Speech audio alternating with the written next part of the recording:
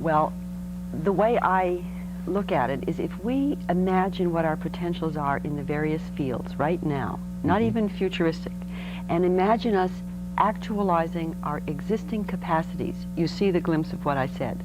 For example, in health, we know we don't have to have many diseases. We're talking about wellness. We're talking about life extension. We're talking about even regeneration. So let's imagine in 20 years we can do all that. Then look at our space program.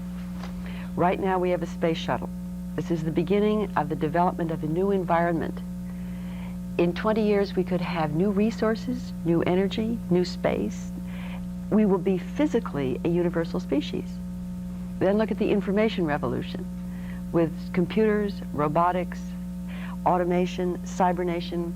In an Earth space environment, the human race can have such productivity without human labor that if we don't kill ourselves before that, you and I and our children could have abundance.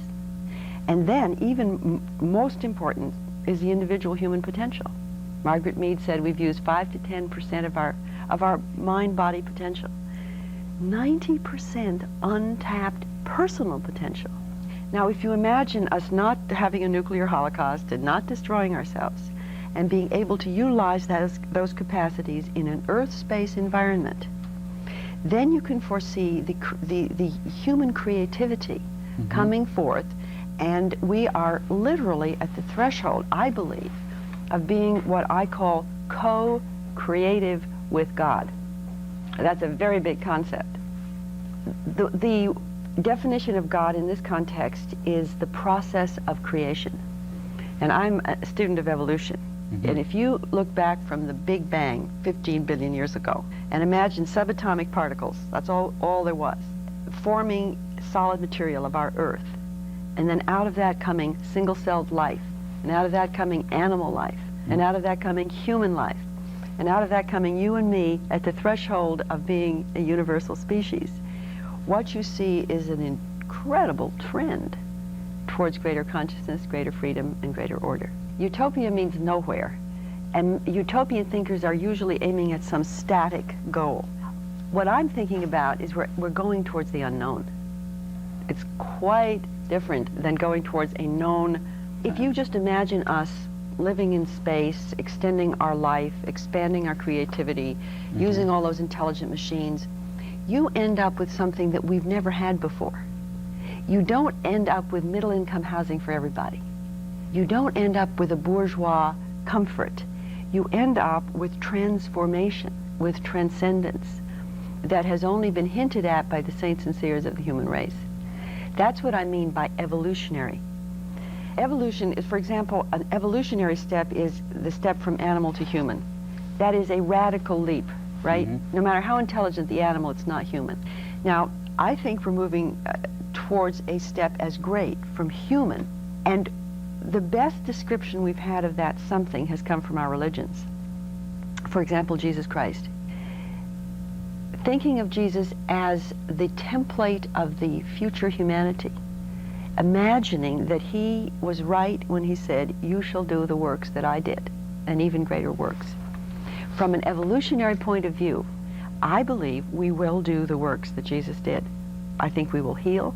I think we will produce in abundance. I think we'll change the weather. I think we'll regenerate. I think we'll eventually be able to resurrect bodies. So I think that that's a quantum leap, a major step. It's not just a little bit better. You know, like Paul said, we have been children, we are to be heirs of God. In the scientific arena, we can see it clearly. We are already studying the genetic code, and we're making new life forms. They call it recombinant DNA. I think it's a natural area of study. That, in a very early form, is co-creating. It's working with the creative process to create something new. We are at the threshold of building new worlds in space. Little tiny space capsules. We're going to have permanent space stations. That is co-creating. So that's on the external level.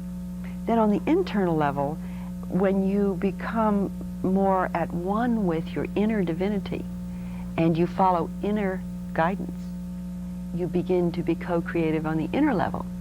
And if you combine inner alignment with the inner God and external technology.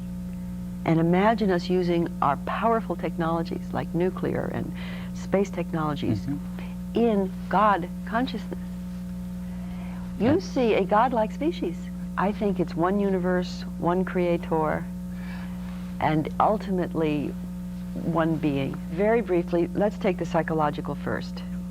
The recent studies in psychology, started by Abraham Maslow, who founded humanistic psychology, indicate that everyone has 3 levels of needs.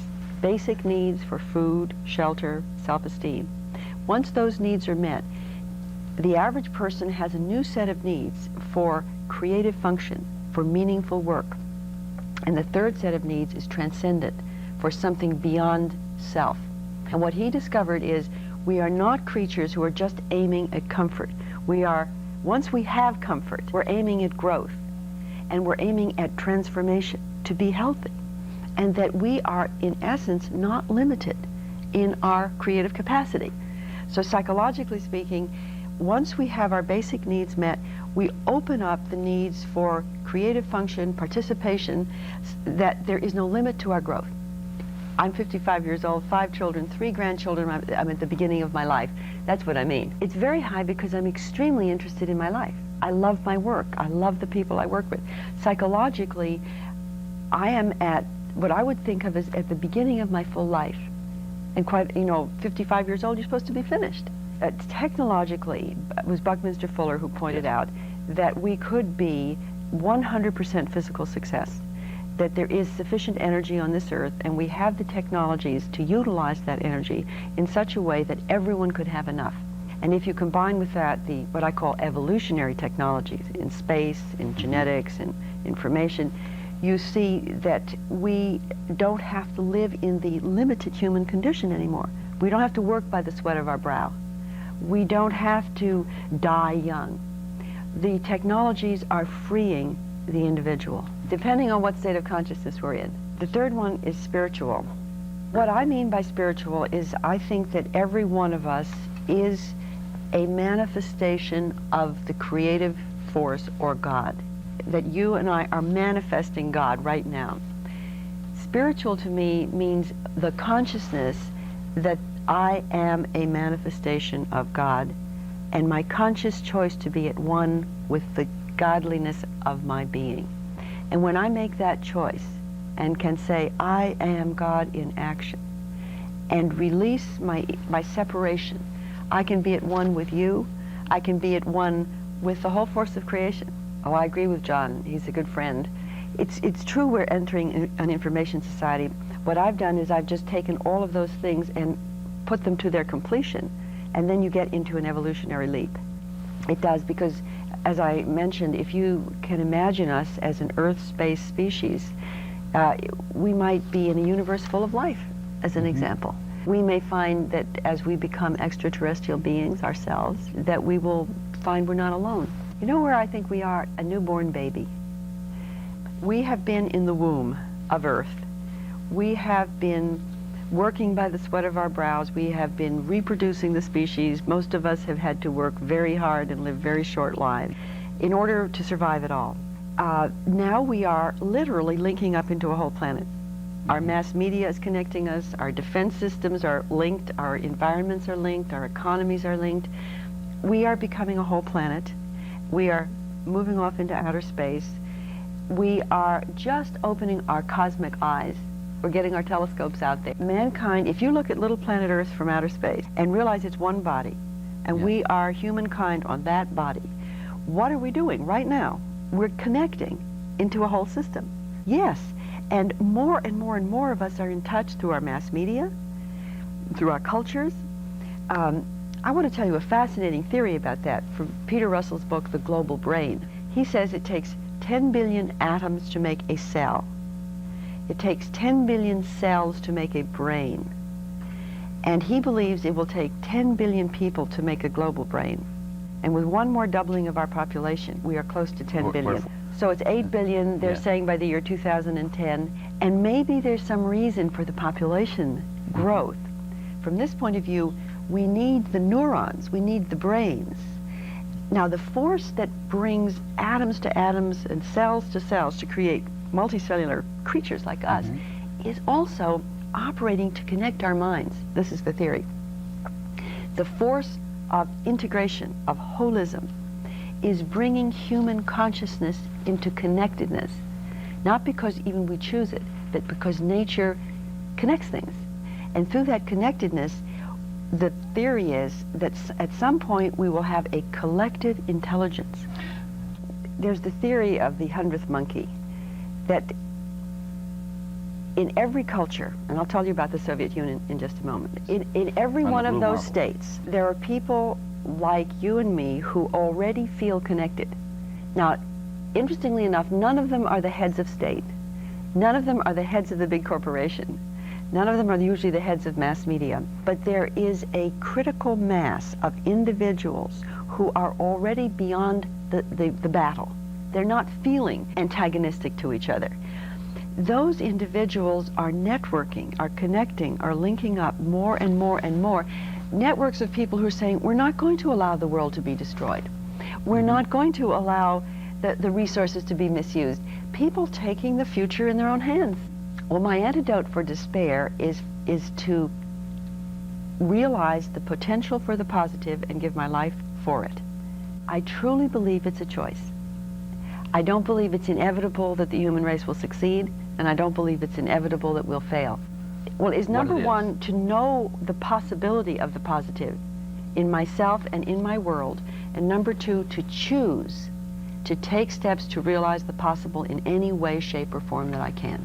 I want to tell you a story. I was in the Soviet Union just last week. I was in a Baptist church with a communist Baptist minister, and we were 80 people with Projects for Planetary Peace, and we had an Indian Swami with us, Swami Satchidananda, who got up to make a sermon in English, translated by the communist Baptist minister, to a congregation of elderly Russian women, most of them called babushkas, with little babushkas on. And our group, got up and sang a song for them in Russian that we'd been practicing in the bus. Then they got up and started to sing to us. And they were singing a song whose words we couldn't understand, but it was full of love. And they began to take out white handkerchiefs and wave them toward us, and the tears started to come down their face. And we began to take out our handkerchiefs and wave at them. And within 5 minutes, the entire church was waving at each other, the Americans, the Russians, the Indians, the Baptists, the communists. And when we left there, the congregation came to us and embraced us. I was crying. I was so moved. And one woman came and she wiped the tears from my eyes, and she said, Jesus is risen. Christus est Christus. Don't cry. And there was no barrier. Then I went to a Moscow apartment, and there was a man who has a project to try to link up 1 billion Americans, Soviets, and others on Hiroshima Day, August 6, 1985, to transcend the differences. Now, at the head of the government in the Soviet Union, there's a great deal of rigidity, anger, and fear. At the head of our government, there is also fear and reaction.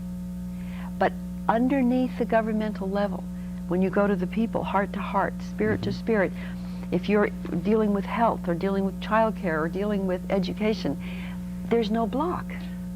What I'm trying to do is link up the positive people in every country and to help them converge so that the positive can have a chance to be heard and to be effective.